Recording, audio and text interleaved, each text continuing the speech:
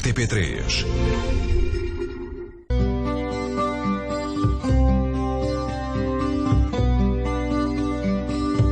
As horas extraordinárias. E por necessárias estas são as suas horas extraordinárias. Estamos aqui para falar com Hélder Macedo, professor universitário, catedrático do King's College em Londres. Aproveitamos para falar com o ensaísta, escritor português, por causa da edição do seu mais recente livro, Camões e Outros Contemporâneos. Boa tarde, Hélder Macedo. Para além de estarmos aqui, nesta que é a Biblioteca Camões, a Biblioteca Municipal de Camões, aproveitamos para falar deste seu livro, Camões e Outros Contemporâneos, porque os contemporâneos são sempre aqueles que lemos, certo? Bem, o título é uma provocação porque o que eu acho e o que eu digo na nota introdutória é que contemporâneos são todos aqueles com quem nós vivemos, não é? E, portanto, enfim, através dos muitos anos de leitura que eu tenho, infelizmente deviam ser menos para eu ser mais novo, dos meus contemporâneos, daqueles com quem eu vivo, com quem lido, vai desde, sei lá, Dom Dinis até o Herberto Helder, ou a Joana Emílio Marques, uma poeta contemporânea. Quer dizer, mas a presença dominante é o Camões, evidentemente. Que é uma espécie de leitmotiv, uma espécie de coisa recorrente, que é um bocado o paradigma e o padrão a partir do qual toda a literatura portuguesa pode ser julgada, não é? E Camões é também um fundador. Não, e mais, nós temos de refundar a nossa percepção do Camões, ela própria, não é? Porque, no fundo, julgo eu, em crítica literária há dois momentos cruciais. Um é a leitura do texto tal e qual foi escrito e colocado no seu contexto desse tempo. Isso tem que ser tão rigoroso quanto possível, porque uma coisa fora de contexto significa outra coisa, e se nós não encontramos os parâmetros de uma obra literária, seja um soneto, seja a Guerra e Paz, estamos a fantasiar. Mas isso uma vez estabelecido, há outro critério que é também da nossa perspectiva a partir de agora onde nós estamos. As coisas não podem ser confundidas, mas podem, e acho que devem, ser articuladas. Para si, Camões foi um poeta feliz? Ele foi tão feliz quanto o deixaram durante tanto tempo quanto pôde. Ele, inclusive, diz num soneto que experimentou consigo próprio, portanto, usou-se como objeto de experiência, não é?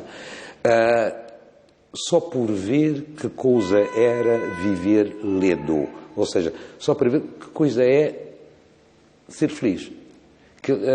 E isto é parte da extraordinária modernidade do Camões, o conceito de buscar e de merecer, ou de ser legítimo desejar felicidade na Terra, é um conceito muito novo, é um conceito extremamente recente, só de certa maneira a partir dos iluministas do século XVIII, foi consagrado na Constituição Americana, The Pursuit of Happiness, enfim.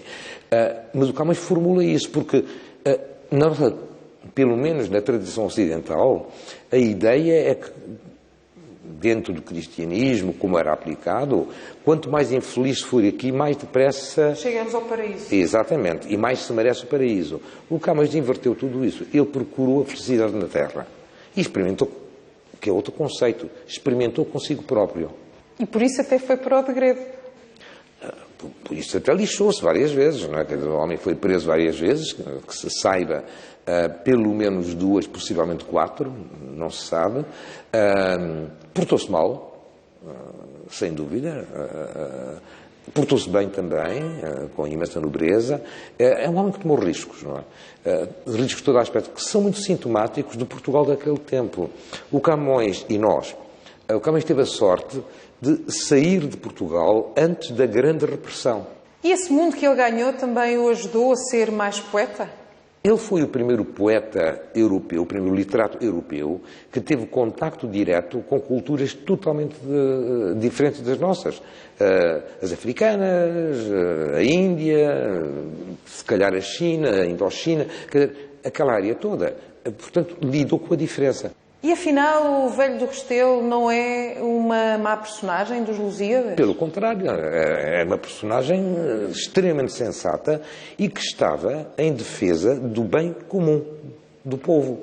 Quer dizer, isto está lá, e não é por acaso que o próprio Camões termina os Lusíadas repetindo como palavras dele as palavras, se não as palavras, certamente as ideias do velho do Restelo.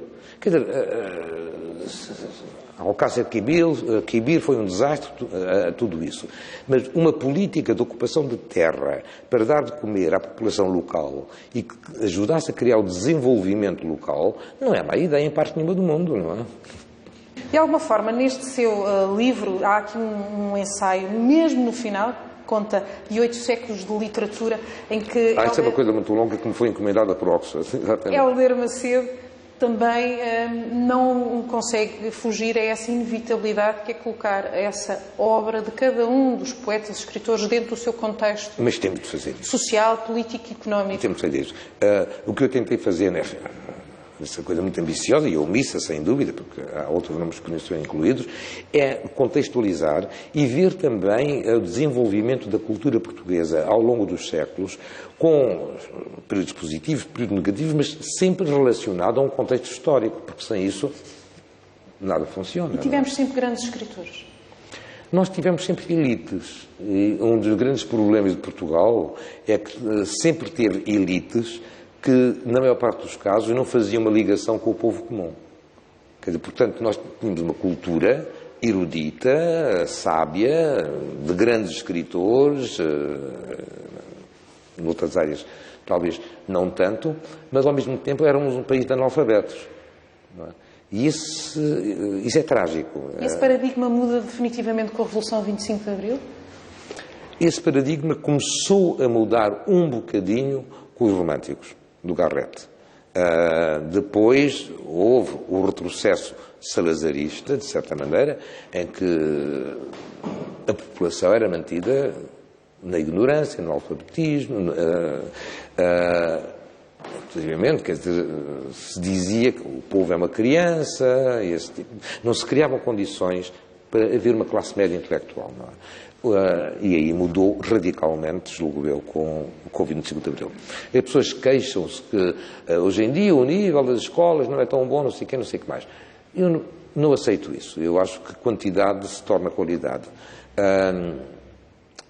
O índice de analfabetos em Portugal antes do 25 de Abril era muitíssimo mais alto do que é atualmente.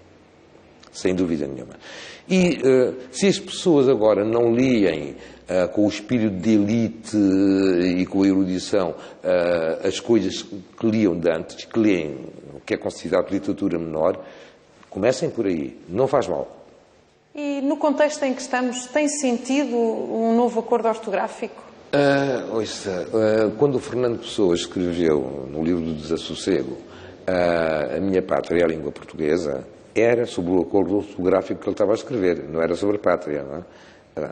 Foi o acordo ortográfico que tirou a virgindade à língua portuguesa, desconectando a grafia da etimologia. Tiraram o I grego, tiraram o PH, quer dizer, a etimologia estava marcada na grafia. A partir daí, houve muitas reformas ortográficas. Eu passei por 4 ou 5 reformas ortográficas desde os bancos de escola, não é? Em que, sei lá, jeito se escrevia com G e depois escreve-se com J e não sei o que. Não é? Esta última reforma ortográfica peca por exagero, por excesso. A menos que se regresse à grafia etimológica, que ninguém vai fazer, o mais que se pode fazer é corrigir um bocado os erros que foram cometidos. E nesta última reforma há imensos erros. Há erros de toda a ordem. Eu conheci pessoalmente o António Weiss, brasileiro que estava do lado da coisa, e eu apontei-lhe algumas vezes, mas isto é errado, isto é fácil, isto a gente resolve. Bom, esta proposta da Academia, que me parece ótima, uma proposta sensata, não de restaurar a virgindade da língua portuguesa, que isso já lá vai, não é? Mas de tornar a coisa viável e evitar confusões. É mais, então, uma questão política? Tontamente. Quando esta reforma foi apresentada, houve duelos quase de espada entre os portugueses e os brasileiros, em que se chamavam de imperialista e de colonialista, não sei o quê e tal. E tornou-se um assunto político nesse aspecto, não é? O que não ajuda, não é? Quer dizer, portanto, eu acho que o Artur Anselmo, enfim, o Presidente da Academia, foi muito sensato em fazer estas propostas. Eu fiquei espantado com a reação, não sei se foi o Ministro dos Estrangeiros, não é? Que diz que não, que não se mexe e tal. Isso é uma afirmação política que tem lá a ver com os palopes e o que quiser. Deve-se mexer, deve-se melhorar. E esta proposta, tanto quanto eu vi, mandaram assim umas coisas, parece muito sensata porque resolve alguns dos problemas básicos. Dizendo só e apenas que a língua portuguesa continua a ser uma língua extraordinária, continua apaixonado sem dúvida nenhuma pela literatura portuguesa. E há uma coisa que eu cito muito no que escrevo, nas aulas e coisa assim, é aquela coisa prodigiosa do João de Barros, o cronista, não é? Que além de escrever as décadas, fez uma gramática, não é? Escreveu uma gramática.